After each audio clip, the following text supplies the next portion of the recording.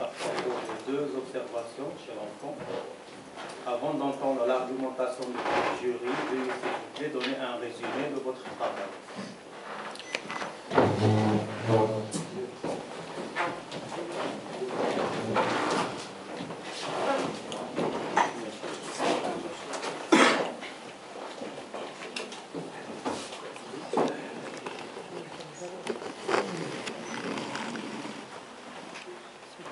Bismillahirrahmanirrahim. Merci Monsieur le Président, chers maîtres, honorable assistance. J'ai l'honneur de vous présenter aujourd'hui le résumé de mon travail de fin d'études intitulé L'association maladie cœliaque et lupus érythématodisséminé chez l'enfant à propos de 2 cas. Pour vous présenter ce sujet, je vais adopter le plan suivant. Je commence par la présentation de l'étude, puis un chapitre sur la physiopathologie. J'aborde ensuite le chapitre du matériel et méthode, avant que je passe au chapitre de la discussion et la présentation prendra fin par une conclusion générale du travail réalisé.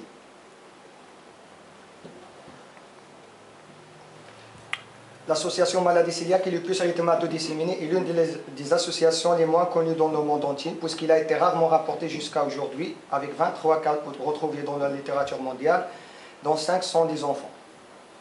Maladie cœliaque et lupus érythématodisséminé sont des maladies auto-immunes, cliniquement hétérogènes, dont les étiologies sont diverses, facteurs génétiques, immunologiques et environnementaux. L'objectif de notre travail consiste à étudier les aspects épidémiologiques, cliniques, diagnostiques, thérapeutiques et pronostiques, tout en passant en revue ce qui a été décrit dans la littérature concernant cette association. Passons maintenant à la physiopathologie. La réponse immunitaire au cours de l'association maladie cœliaque et lupus érythématosystémique est caractérisée par l'activation du système immunitaire du patient contre ses propres antigènes. Cette réponse immunitaire spécifique d'antigènes auto-anticorps est orchestrée principalement par 2 types de cellules, les cellules présentatrices d'antigènes, particulièrement les cellules dendritiques, et les lymphocytes. Les cellules dendritiques immatures phagocytent les antigènes. Sous l'influence de divers signaux dangers, notamment inflammatoires, les cellules dendritiques immatures deviennent matures et perdent leur capacité de phagocytose, mais acquièrent des capacités de cellules présentatrices. Les lymphocytes T qui ont le bon récepteur TCR vont reconnaître l'antigène présenté par les cellules dendritiques matures. Cette liaison TCR-antigène associée à un second signal donné par les liaisons entre molécules de costimulation, en particulier CD80 et CD86, va induire l'activation du lymphocyte T. Un lymphocyte T activé va proliférer et sécréter de nombreux cytokines qui vont permettre l'activation des macrophages, des cellules NK, la différenciation des lymphocytes T CD8+ en lymphocytes T cytotoxiques, et la différenciation des lymphocytes B en plasmocytes qui vont produire des taux élevés des anticorps. En théorie, un ou plusieurs facteurs rarement identifiés déclencheraient chez des personnes au terrain génétique particulier une prolifération et activation des lymphocytes T et B autoréactifs. Pour notre sujet, les facteurs déclenchants chez les sujets ayant un HLA-DR3 comme terrain génétique sont la durée d'exposition au gluten et l'interleukin 21. Passons maintenant au matériel et méthode. Il s'agit d'une étude rétrospective ayant permis de recenser 2 cas d'association maladie cœliaque et lupus érythématodisséminé au service de pédiatrie 4 et à la consultation de rhumatologie pédiatrique à l'hôpital d'enfants de Rabat. Nous avons pris comme critères d'inclusion les critères de diagnostic de la maladie cœliaque et du lupus érythématodisséminé, les critères d'ACR. Pour cette étude, on a essayé de détailler les 2 observations en insistant sur les données épidémiologiques comme l'âge, le sexe, les antécédents, les données cliniques et paracliniques, sans oublier la prise en charge thérapeutique de ces malades ainsi que leur évolution. Premier cas. Il s'agit d'une fille âgée de 14 ans issue d'un mariage consanguin de premier degré, ayant un frère de 9 ans suivi pour maladie cœliaque depuis l'âge de 3 ans sous régime sans gluten. Notre patiente a été suivie depuis l'âge d'1 an pour maladie cœliaque sous régime sans gluten, et chez laquelle le diagnostic de lupus était posé à l'âge de 13 ans sur des critères cliniques.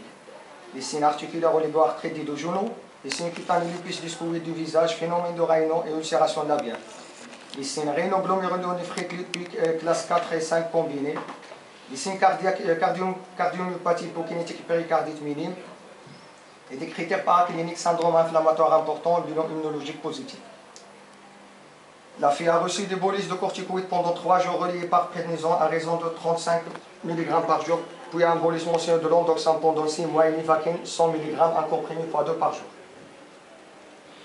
L'évolution était caractérisée par des poussées articulaires modérées entrecoupées de rémission.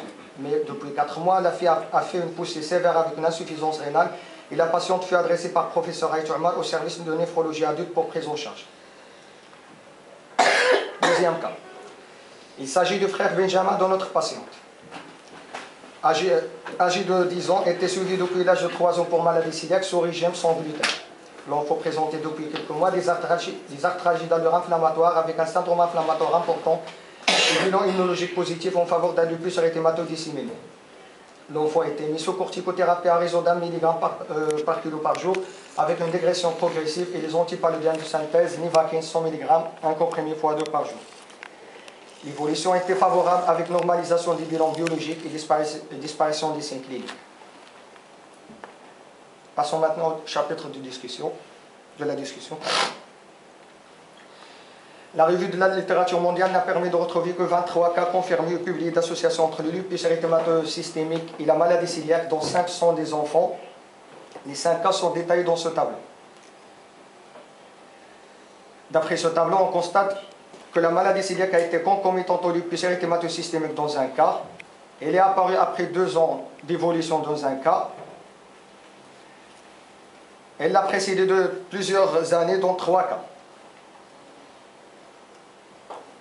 En ce qui concerne notre série, ce tableau montre que la maladie cœliaque a précédé le lupus systémique de 13 ans chez l'un et de 7 ans chez l'autre. Donc à partir de ces 2 tableaux, on déduit que la maladie cœliaque précède l'apparition du lupus de plusieurs années chez 5 cas, ce qui nous amène à discuter la prévalence du lupus chez les cœliaques. La fréquence du lupus érythématosystémique au cours de la maladie cœliaque. Dans une étude récente, l'objectif était d'étudier le risque de développer le lupus érythématodisséminé dans une grande cohorte des patients atteints de la maladie cœliaque, avec biopsie vérifiée par rapport aux témoins, identifiés à partir de la population générale. La conclusion était que chez les patients cœliaques, le risque était 3 fois plus élevé de développer un lupus que chez les témoins.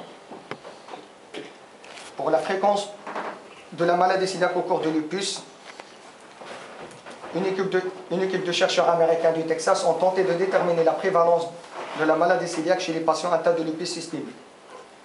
Parmi les 103 patients participant à l'étude, 24 ont présenté des anticorps antigliadines, soit 23,3%, et aucun n'a présenté des anticorps anti-endomysium. Les 24 patients avec anticorps antigliadines ont bénéficié d'une viporoscopie œsogastro-duodénale révélant l'absence d'aspect endoscopique ou histologique en faveur d'une maladie cœliaque. Donc pour cette étude, s'agit-il d'atteintes immunologiques sans atteinte histologique?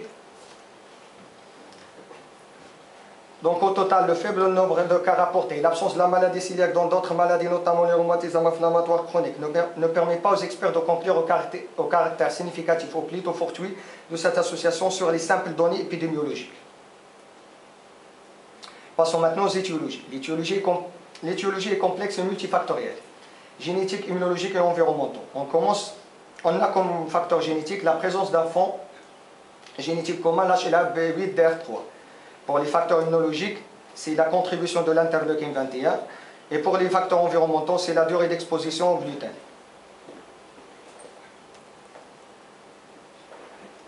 Il est intéressant de noter que la maladie cœliaque est en effet associée de façon très significative à l'antigène HLA-DQ2, retrouvé dans 95% des cas qui ont déséquilibre de liaison avec la molécule DR3, ce qui explique que celle-ci soit présente dans 70 à 90% des cas au cours de la maladie cœliaque. D'autre part, Marc a trouvé une association signifiante entre DQB1 allèle et la présence d'anticorps anti-SSA. De même, le lupus érythématosystémique s'associe dans 40 à 70% des cas avec cet antigène HLA-DR3. Concernant nos 2 patients, l'association maladie cœliaque et lupus érythématosystémique chez frères et sœurs et l'existence de consanguinité de premier degré oriente vers l'existence quasi certaine d'un terrain génétique. Malheureusement, l'étude génétique n'a pu être faite. Passons maintenant aux facteurs immunologiques. La contribution de l'interleukine 21 et son rôle dans l'éthiopathogynie représente l'une des théories controversées récentes qui tente d'expliquer l'association du lupus érythématosystémique avec la maladie cœliaque, puisqu'il joue un rôle central dans la différenciation et le fonctionnement des lymphocytes B qui ont un rôle clé dans la physiopathologie de ces 2 maladies. soulevant la possibilité que l'interleukine 21 peut contribuer à l'éthiopathogénie de cette association. Herbert et son équipe ont étudié l'effet de blocage de l'interleukine 21 sur les lupus érythémateux systémiques par un traitement avec l'interleukine 21 récepteur FC chez les souris. Ils seraient traités pendant 10 semaines avec l'interleukine 21 récepteur FC, ont eu une diminution de la protéinurie, des taux d'isoto-anticorps anti-ADN, une régression des lésions cutanées, des adénopathies avec moins de dépôts glomérulaires IgG et aucun épaississement de la membrane basale glomérulaire par rapport aux souris témoins. Dans le même sens, Nako et son équipe ont rapporté que l'augmentation de l'interleukine 21 peut être synergique avec la signalisation Toll-like 9 récepteur et peut contribuer à la génération de cellules plasmatiques chez les patients atteints